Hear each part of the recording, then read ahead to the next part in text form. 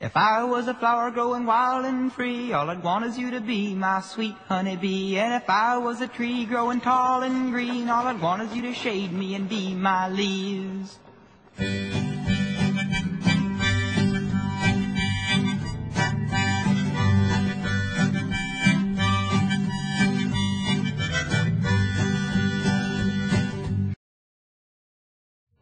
Hey everybody, how's everyone doing tonight? Wouldn't it be great if I just went, I can't hear? No. Yeah. When I say hey, you know what? This is like the mic that the guy, roof. you know the old school mic that the guy in The Price is Right uses. That's like a baton. Yeah. That's what this is totally like. I'm in my element. So, hi, my name's Jason. I actually went to school here. It's actually a while ago that I actually went to school. It's like over a decade ago, which is kind of frightening. I just actually gave Diablo a tour, but I gave her the personal, like, Jason Reitman tour. I showed her all Yeah. where I got stuffed It was amazing. I got stuffed into a locker next to rugby and things like that. Recently, I think I was here for something at the school, and I just realized how big an impact this school had on who I am today, and I really relate most of my success to the 6 years I spent at this school and kind of what it turned me into. And I'm very proud of that, and I hope to be able to bring some fascinating people that I've been able to meet in the film industry back to talk to students and give you this sort of kind of inspiration that I found while I was here. And this is the first time I'm doing this, and I can't imagine a better guest to have than Diablo. Oh, thank you. I was actually in the middle of writing a screenplay that was supposed to be my second movie when a friend called me one night and said, you got to read this screenplay. And it was just a call I get from time to time, and I said, oh, you know, what is it? Oh, it's a high school movie. And this girl who's never written a screenplay wrote it. And she wrote it in a couple months. It's like, wow, that sounds great. And he said, no, you have to read it right away. It's hitting the town. It's going to blow up. I said, all right. And I remember I was in my kitchen, and I opened up the envelope, and I pulled out the screenplay.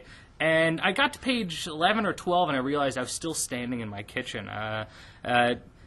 It was such an unusual voice. I'd never read anything like it, and it just simply knocked me out. And, you know, by halfway through the script, I realized if I don't get the chance to direct this movie, I'm going to regret it for the rest of my life. And it's been kind of a pure joy to meet Diablo right at the beginning and watch the last 2 years. I mean, This is like an emotional ambush. No. I mean, the first time. Thank you. The first time we met was it was your choice. It was the Farmer's Daughter Hotel on La Cienega. I love the Farmer's Daughter Hotel. And we came in, and I remember it was lunch, and you ordered a dirty martini, ordered very dirty, and I got a Diet Coke. And I think it was an early lunch, too. 10:45-ish. And I was immediately terrified, and just kind of fell into complete adoration of this woman from the very beginning. But I'm going to go back a little bit and ask you this: What was the moment that you realized that you kind of had a voice as a writer? I think I had to be told that. I never thought to myself, like, oh, wow, you know, I've really got something unique here. Like, what a dynamo I am. You know what I mean? Like, I never felt that way. I always thought of myself as having an aptitude for writing, but not being exceptional in any way. I didn't go to, like, a super cool, fancy school like this one. So my teachers were just constantly beating me down and grinding me into the ground, you know? But that's what made you overcome. That's right. That's right. Like one day when they make the biopic. I'm scrappy. I'm like Russell Crowe in a movie. And what I mean, did you write it all in high school? Yeah, no, I did actually, but it was like the typical sort of tortured musings. Do you know what I mean? Like a lot of poetry about bloodletting, bats, like that kind of shit. I was actually the editor of the literary magazine. Oh. I don't know if you know that. I actually did. What was the literary? It was called Genesis. Yes. Which means like the beginning of crap. Yeah. And so, did you? And as an editor, Did you kind of fall into a little bit of kind of youth arrogance as you looked at other people's work? And Oh yeah, I was like terrible. No, I was actually pretty lackadaisical. I was just all were welcome. We were just looking for submissions. Was there weird cover art? Oh, totally. I think I did it. I remember actually. It's so crazy that you would ask this because I Yeah. actually did I cut out some personal ads. from local- Something gave me the idea. Yeah, and that I maybe- did like a twisted personal ads cover for Genesis. I did. It was a collage. And do you think people were worried for you in high school? Constantly.